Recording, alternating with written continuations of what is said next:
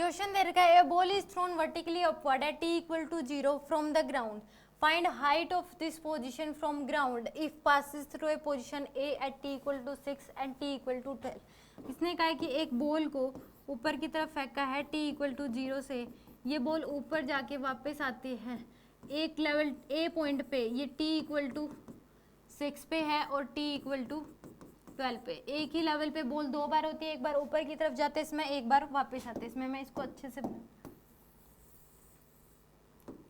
इसने कहा है कि एक बॉल को t इक्वल टू 0 से ऊपर की तरफ फेंक दिया, टाइम कितना है t इक्वल टू 0, ये ऊपर जाके वापस नीचे आती है, ये एक ही लेवल पे दो टाइमिंग पे, एक अपवर्ड डायरेक्शन में t इक्वल टू 6 पे और एक जब डाउनवर्ड डायरेक्शन में आ रही है तो t इक्वल टू 12 पे। इस लेवल की ग्राउंड से हाइट बतानी है आपको, ये वाली हाइट बतानी है h क्या होगी, ग्राउंड और इस लेवल की हाइट क्या होगी, h की वैल्यू बतानी है। तो इसके लिए एक शॉर्टकट होता है, h इक्वल टू हो जाएगा g t1 t2 बाय में 2।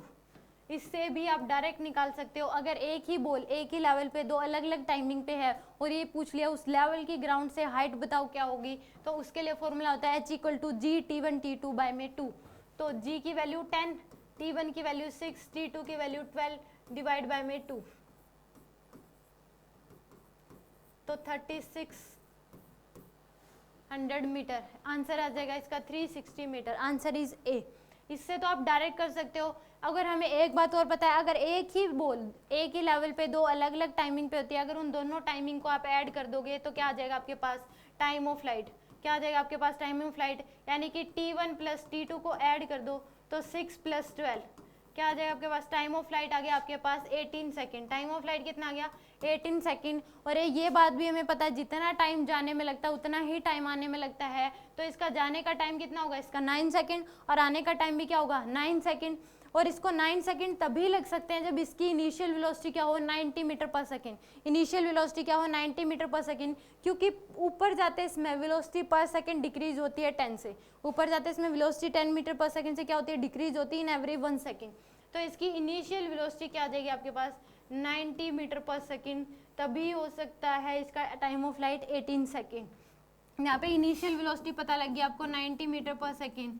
तो ये पूछा है कि इसकी यहाँ तक हाइट क्या होगी, तो s इक्वल टू क्या लगा दो, ut plus half A T square.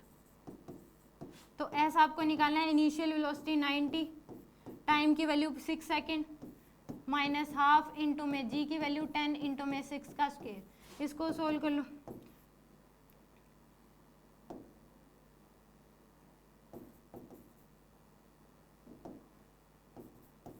Minus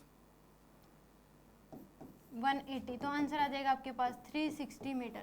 answer क्या आएगा, 360 मीटर। आप इससे भी कर सकते हो, डायरेक्ट फॉर्मूला याद रख लो, एक ही बॉल एक ही लेवल पे दो अलग अलग टाइमिंग पे है और उस लेवल की ग्राउंड से अगर हाइट पूछ रखी है तो फॉर्मूला आता है g t1 t2 बाय में 2। इससे एक दूसरी बात पता लगती है, अगर एक ही बॉल एक ही लेवल पे दो अलग अलग टाइमिंग पे है, अगर उन दोनों टाइमिंग को ऐड कर दें तो क्या आ जाएगा, time of flight t1 plus t2। इन दोनों टाइम को ऐड कर दो, क्या आ जाएगा आपके पास, टाइम ऑफ फ्लाइट, और उस टाइम ऑफ फ्लाइट का हाफ करके इंटू में 10 कर दो, आपके पास क्या आ जाएगी, इनिशियल वेलोसिटी।